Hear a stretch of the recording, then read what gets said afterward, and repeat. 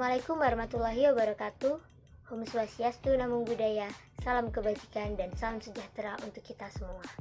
Perkenalkan, nama saya Alia Faiza Ulil Azmi dari jurusan Pendidikan Kesejahteraan Keluarga, Program Studi S1 Pendidikan Tata Busana, Fakultas Teknik Universitas Negeri Surabaya.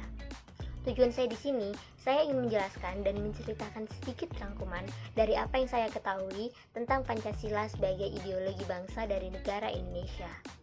Secara etimologis, istilah ideologis berasal dari kata idea dan logos, di mana idea dapat diartikan sebagai gagasan, konsep, pengertian dasar, ataupun cita-cita, serta logos yang artinya ilmu. Jadi, secara harfiah, ideologis dapat diartikan sebagai ilmu pengertian dasar. Pancasila pada hakikatnya merupakan hasil penaungan ataupun pemikiran dari seseorang ataupun sekelompok orang, karena Pancasila diangkat dari nilai-nilai adat istiadat, kebudayaan, serta nilai religius yang terdapat dalam pandangan hidup masyarakat bangsa Indonesia. Peran dan posisi ideologi pada suatu negara itu sendiri sangatlah penting, karena dia menggambarkan dasar negara, tujuan negara, sekaligus proses pencapaian dari suatu negara. Nah, di sini saya akan menjelaskan lebih spesifik tentang Pancasila sebagai ideologi terbuka. Pengertian dari ideologi terbuka itu adalah ideologi yang berisi orientasi yang besar.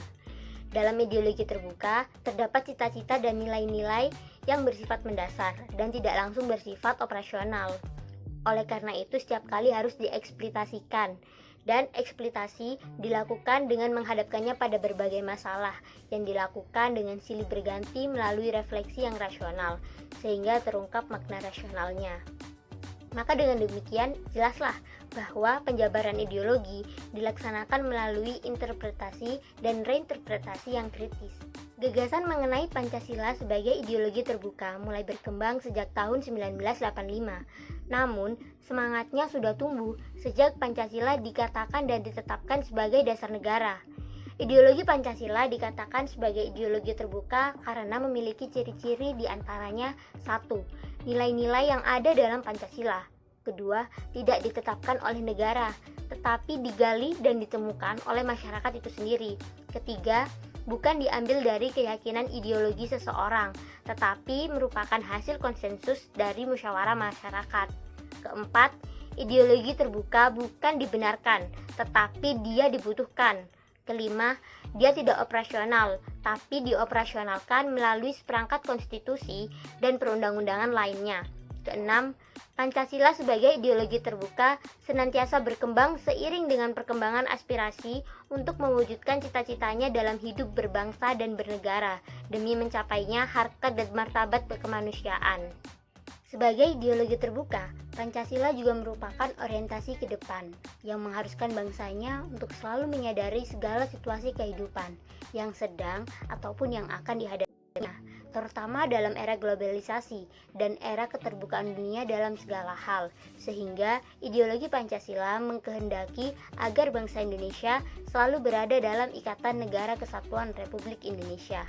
Pancasila sebagai ideologi terbuka memberikan landasan yang kuat untuk tumbuhnya pola sikap, pola pikir, dan pola tindak yang bersifat tradisional, menuju berkembangnya cipta, rasa, dan karsa, maju dan mandiri untuk menyongsong dinamika kehidupan sesuai dengan perubahan-perubahan yang dinamis. Ada beberapa faktor yang mendorong agar Pancasila sebagai ideologi terbuka. Pertama, dalam proses pembangunan nasional berencana, dinamika masyarakat kita berkembang amat cepat, sehingga tidak semua persoalan kehidupan dapat ditemukan jawabannya secara ideologis dalam pemikiran ideologi-ideologi sebelumnya. Kedua, kenyataan saat ini bahwa saat ini ideologi tertutup seperti Marxisme, Leninisme, dan komunisme telah bangkrut. Ketiga, pengalaman sejarah kita sendiri dengan pengaruh komunisme yang sangat penting. Keempat, tekad kita semua untuk menjadikan Pancasila sebagai satu-satunya asas dalam kehidupan bermasyarakat, berbangsa, dan bernegara. Sekalipun istilah Pancasila sebagai satu-satunya asas dicabut oleh ketetapan MPR tahun 1999, namun pencabutan ini dimaksudkan sebagai pengembalian fungsi utama Pancasila sebagai dasar negara.